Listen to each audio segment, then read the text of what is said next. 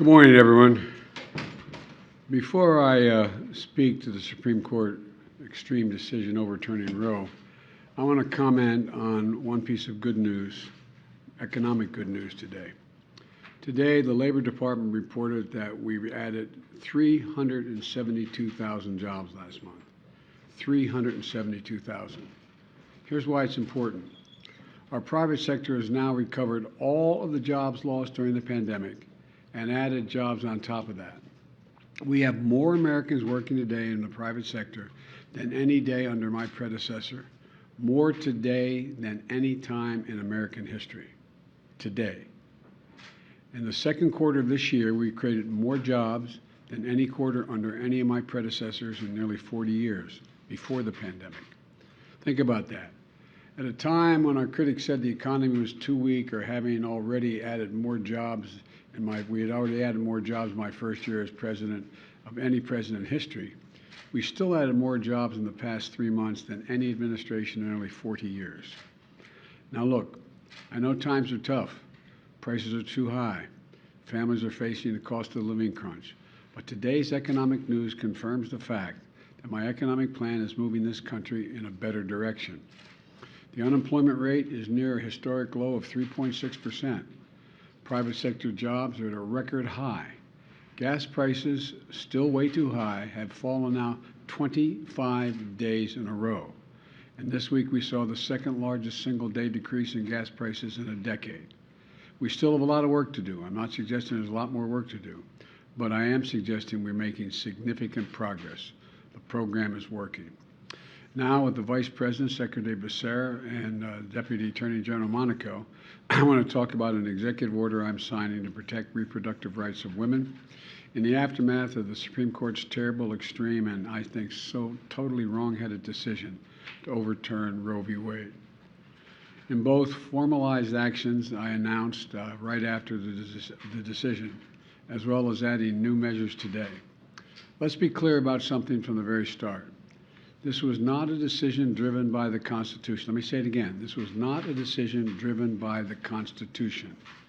And despite what those justices in the majority said, this was not a decision driven by history. You've all probably had a chance to read the decisions and the dissent.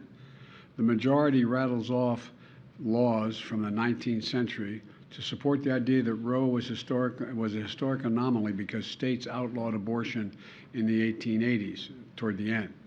But that's just wrong. The truth is, today's Supreme Court majority that is playing fast and loose with the facts. Even 150 years ago, the common law and many state laws did not criminalize abortion early in pregnancy, which is very similar to the viability line drawn by Roe. But the Dobbs majority ignores that fact. And the Dobbs majority ignores that many laws are enacted to protect women at the time when they were dying from unsafe abortions. This is the horrific reality that Roe sought to end. The practice of medicine should not be frozen in the 19th century.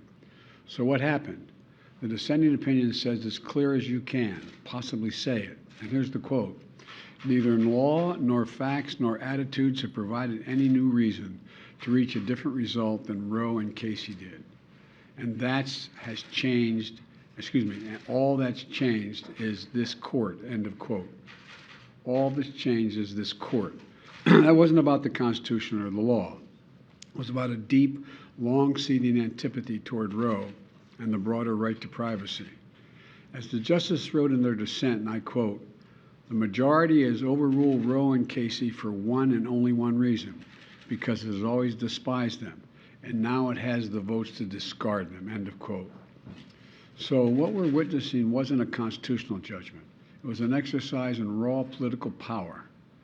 On the day the Dobbs decision came down, I immediately announced what I would do, but I also made it clear, based on the reasoning of the court, there is no constitutional right to choose. The only way to fulfill and restore that right for women in this country is by voting, by exercising the power at the ballot box. Let me explain. We need 2 additional pro-choice senators and a pro-choice House to codify Roe as federal law. Your vote can make that a reality. I know it's frustrating. And it made a lot of people very angry. But the truth is this, and it's not just me saying it, it's what the court said. When you read the decision the court has made clear, it will not protect the rights of women, period, period. After having made the decision based on a reading of a document that was frozen in time in the 1860s, when women didn't even have the right to vote, the court now practically dares the women of America to go to the ballot box and restore the very rights they've just taken away. One of the most extraordinary parts of the decision, in my view, is the majority writes, and I quote, women, it's a quote now from the majority, women are not without electoral or political power. It is noteworthy that the percentage of women who register to vote and cast a ballot is consistently higher than the percentage of the men who do so, end of quote. Repeat the line. Women are not without electoral and or political, or maybe precise, not and or political power. That's another way of saying that you, the women of America, can determine the outcome of this issue. I don't think the court, or for that matter, the Republicans who for decades have pushed the extreme agenda, have a clue about the power of American women. But they're about to find out, in my view. It's my hope and strong belief that women will in fact turn out in record numbers to reclaim the rights that have taken from them by the court. And let me be clear, while I wish it had not come to this, this is the fastest route available. I'm just stating a basic fundamental notion. The fastest way to restore Roe is to pass a national law codifying Roe, which I will sign immediately upon its passage at my desk. And we can't wait. Extreme Republican governors, extreme Republican state legislators, and Republican extremists in the Congress overall, all of them have not only fought to take away our rights, but they're now determined to go as far as they can. Now the most extreme Republican governors and state legislators have taken the court's decision as a green light to impose some of the harshest and most restrictive laws seen in this country in a long time. These are the laws that not only put women's lives at risk, these are the laws that will cost lives. What we're witnessing is a giant step backwards in much of our country. Already the bans are in effect in 13 states. 12 additional states are likely to ban choice in the coming weeks. And in a number of these states, the laws are so extreme, they've raised the threat of criminal penalties for doctors and healthcare providers. They're so extreme that many don't allow for exceptions, even for rape or incest. Let me say that again.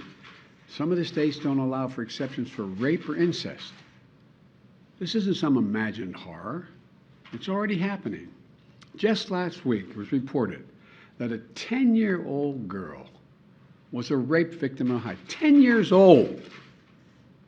And she was forced to have to travel out of the state to Indiana to seek to terminate the presidency and maybe save her life. That's last part is my judgment. 10 years old. 10 years old. Raped, 6 weeks pregnant, already traumatized, was forced to travel to another state. Imagine being that little girl. I'm serious, just imagine being that little girl, 10 years old.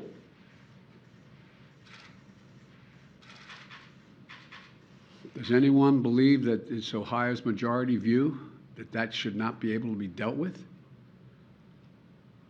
Or in any other state in the nation? A 10-year-old girl should be forced to give birth to a rapist's child? I can tell you what I don't.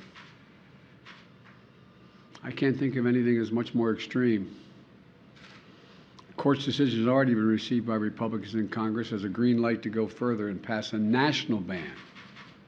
A national ban. Remember what they're saying. They're saying there's no right to privacy, so therefore it's not protected by the Constitution. So it's left up to the states and the Congress what they want to do. And now my Republican friends are talking about getting the Congress to pass a national ban in the extreme positions that they're taking in some of these states. That will mean the right to choose will be illegal nationwide if in fact they succeed. But let me tell you something. As long as I'm president, it won't happen. because I'll veto it. So their choice is clear. If you want to change the circumstances for women and even little girls in this country, please go out and vote. When tens of millions of women vote this year, they won't be alone. Millions and millions of men will be taking up the fight alongside them to restore the right to choose and the broader right to privacy in this nation, which they denied existed. In the challenge from the court to the American women and men, this is a nation. The challenge is go out and vote. Well, for God's sake, there's an election in November. Vote, vote, vote, vote. Consider the challenge accepted, court. But in the meantime, I'm signing this important executive order. I'm asking the Justice Department that, much like they did in the civil rights era, to do something, do everything in their power to protect these women seeking to invoke their rights. In states where clinics are still open, to protect them from intimidation, to protect the right of women to travel from state that prohibits seeking the medical attention that she needs to a state to provide that care. Protect the woman's right to the FDA-approved, the Federal Drug Administration-approved medication that's been available for over 20 years. The executive order provides safeguards to access care. A patient comes into an emergency room in any state in the union. She's expressing and experiencing life-threatening miscarriage. But the doctor is going to be so concerned about being criminalized for treating her, they delay treatment to call the hospital lawyer who is concerned the hospital will be penalized if the doctor provides the life-saving care. It's outrageous. I don't care what your position is. It's outrageous. And it's dangerous. That's why this executive order directs the Department of Health and Human Services, HHS, to ensure all patients, including pregnant women and girls, experiencing pregnancy loss, get emergency care they need under federal law, and the doctors have clear guidance on their own responsibilities and protections, no matter what state they're in. The executive order protects access to contraceptions that I'm about to sign.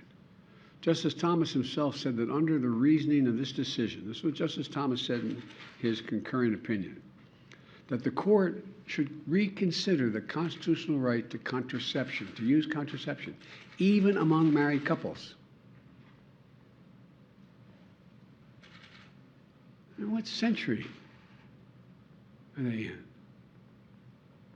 There used to be a case called Connecticut versus Griswold, which was declared unconstitutional in the late 60s. It said a married couple in the privacy of their bedroom could not decide to use contraception. Right now, in all 50 states in the District of Columbia, the Affordable Care Act guarantees insurance coverage for women's health services, including free birth control. The executive order directs HHS to identify ways to expand access to reproductive health services, like IUDs, birth control pills, emergency contraception. And equally important, this executive order protects patient privacy and access to information, which, looking at the press assembled before me, probably know more about it than I do. I'm not a tech guy, I'm learning. But right now, when you use a search engine or the app on your phone, companies collect your data. They sell it to other companies, or they even share it with law enforcement. There's an increasing concern that extremist governors and others will try to get that data off of your phone, which is out there in the ether, to find what you're seeking, where you're going, and what you're doing with regard to your health care. Talk about no privacy. No privacy in the Constitution. There's no privacy. Period. This executive order asks the FTC to crack down on data brokers that sell private information to extreme groups, or in my view, sell private information to anybody. It provides private health information. It protects private health information in states with extreme laws. And the executive order strengthens coordination at a federal level.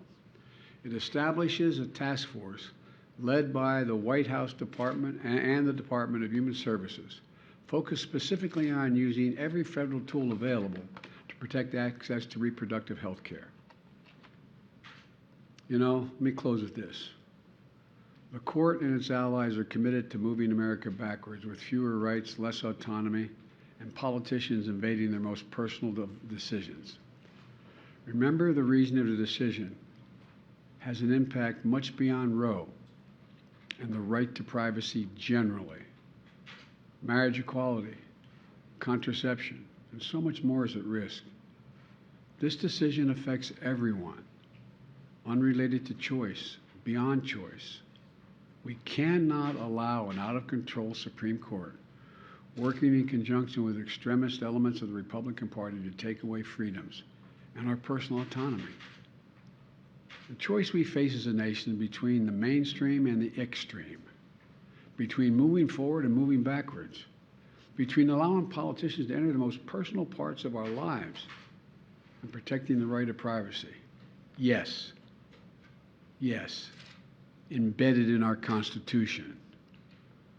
This is a choice.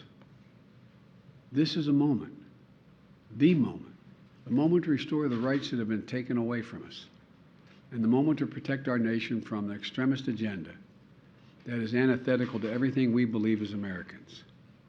Now I'm going to sign this executive order.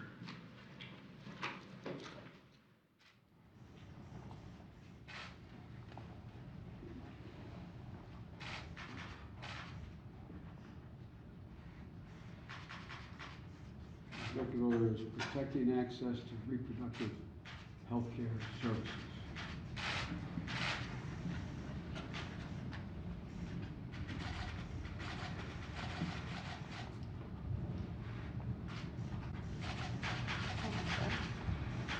Mr. President, what does Prime Minister Abe last night say about the security situation in Japan? And can you give us an update on your thinking about lifting China tariffs? Let me,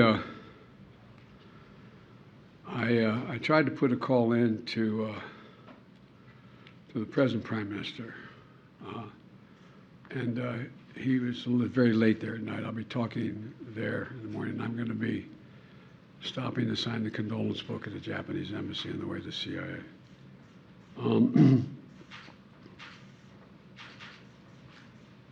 This hasn't happened in Japan in decades and decades.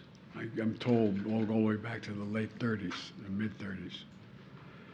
And it's a homemade weapon. I've only seen a photograph of it. The Justice Department is going to be going in and giving me more detail later as they find out the detail. But the fact is that one thing did get my attention, that this is the first use of a weapon to murder someone in Japan. And I think we have thus far have 3,000, I won't hold me to the number, 688, or I mean, between 3,000 and 4,000 cases.